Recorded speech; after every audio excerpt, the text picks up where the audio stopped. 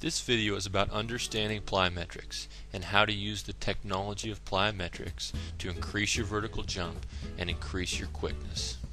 Most people are doing plyometrics incorrectly. Why is it that they don't understand the correct way to do it? First, it's not easy to understand. If you go out and do research, you're going to run into a lot of jargon and a lot of, difficult to understand language. It's going to make it hard for you to understand how to correctly implement plyometric training. Above that, research is still being done to understand the effects of plyometric exercises. However, aside from all that, I really don't understand why 97% of people out there are doing plyometrics incorrectly. One thing is certain, plyometrics will dramatically increase your explosion potential and your vertical jump and your quickness. One thing's also sure is that research has proven that plyos mixed with resistance training produces optimal results. So either technique isolated, plyos or resistance / weight training, is not going to be near as effective as they will be combined. So plyos done incorrectly will not yield good results, but together this complex training is the best possible results your training can produce. Okay, we've got some pictures to help us understand how this works and how to use it in our training. By the end of this, you should have a clear idea of how to improve your training. Excuse my depictions of the leg, I know they're not the best. This is the thigh, this is the calf, and this is the foot. And this is what we're going to be using throughout this little tutorial. Now if you'll notice, when it extends, this is what makes you jump. When your calf, your thigh, when it all extends, your skeletal system extends, that's when you're going to be exploding upwards. Here's what you need to know about your muscles and your bones. Your muscles are not rubber bands, but your muscles do have elastic qualities. So bones are like simple levers, and your muscles can briefly store elasticity. So notice here, imagine that as a rubber band. When that shortens, your foot is driven downwards and you explode upwards. Talk about muscle loading and exploding. Now before we start, I want to, in this one slide, I have shown the complementing muscle. So that's the one in yellow. I'm not going to show that muscle throughout the other slides, but it's important to understand that that muscle inversely affects the explosion. So when this muscle shortens, calf muscle shortens, the anterior tibialis is going to lengthen, and vice versa. Okay? You load the muscle when the toe is pointed upwards.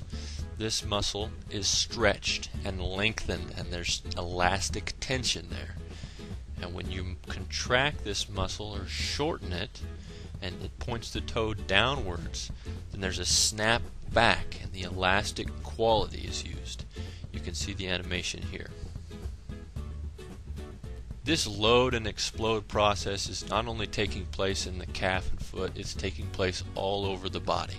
And so correct plyometrics use this load and explode process to maximize the effect of the technique. One other variable, it's load, amortization, and explode. Let's talk about how to load first. Now loading your muscle can be done using body weight and gravity. Jumping off of a box, jumping into the air, and the loading causes what's called an eccentric contraction. Now I'm going to tell you what that is. Now an eccentric contraction makes your muscle work as it lengthens. So think about pushing your hand with your other hand and making your arm extend, but you're forcing your hand against it, so it's making your bicep work, but your bicep muscle is still lengthening.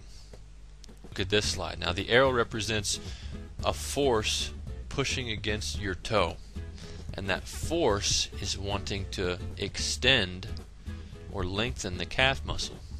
But imagine that you're pushing your toe against that force, so the calf is struggling against that force of weight, yet the muscle is still lengthening. So the muscle is attempting to contract, but it's still lengthening. Okay? Amortization is the moment in between lengthening of the muscle and shortening, otherwise known as the moment between an eccentric contraction and a concentric contraction. Now amortization is a French word, it has French roots, and amortisseur in French is a shock for your car. So that's kind of the moment where your body is absorbing the shock and then exploding. So amortization is really the number one reason for incorrect plyometrics, and this is really the key to effective plyometric workouts. Okay, amortization, the key to effective plyos. First key is the amortization must be as short as possible in order to utilize the stored elasticity of the muscle.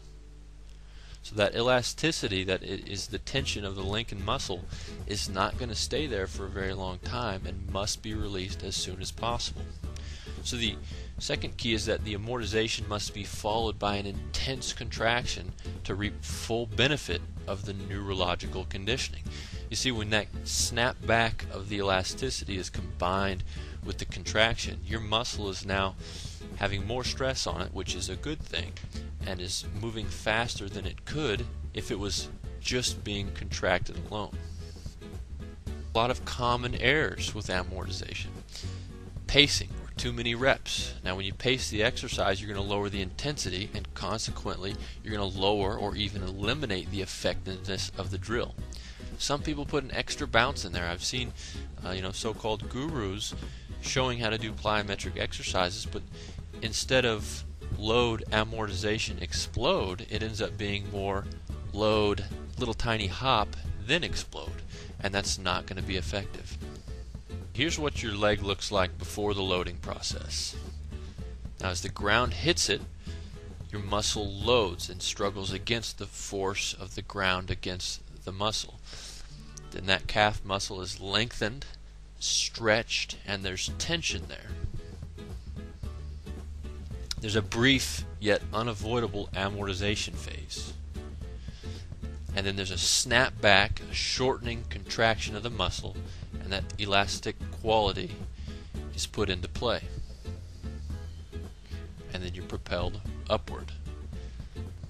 Okay, for the keys again, you must explode at full intensity.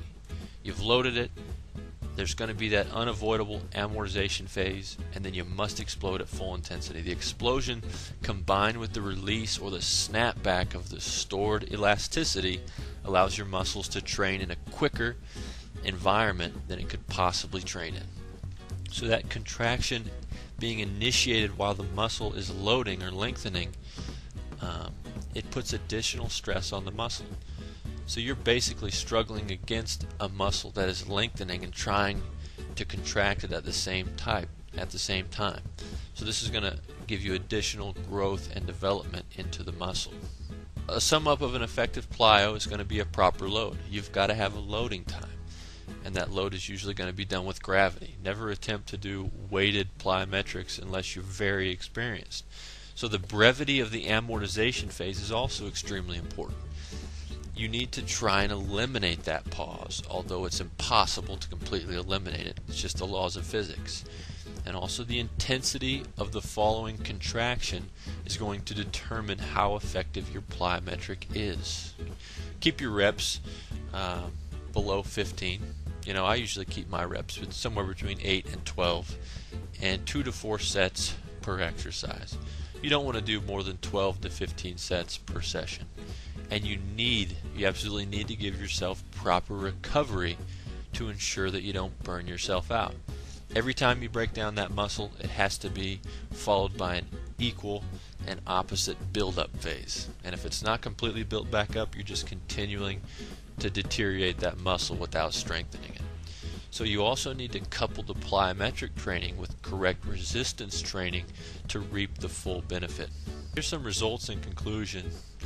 Correct plyos result in stronger muscles that twitch much faster.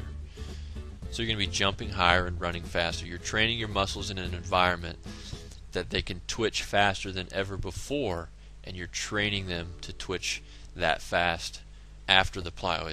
It's a new environment for your muscles to train in. Now, incorrect plyos result in lack of results and frustration. So plyos are effective. Resistance training is also effective, but plyos plus resistance training, or complex training, is the most effective training technique.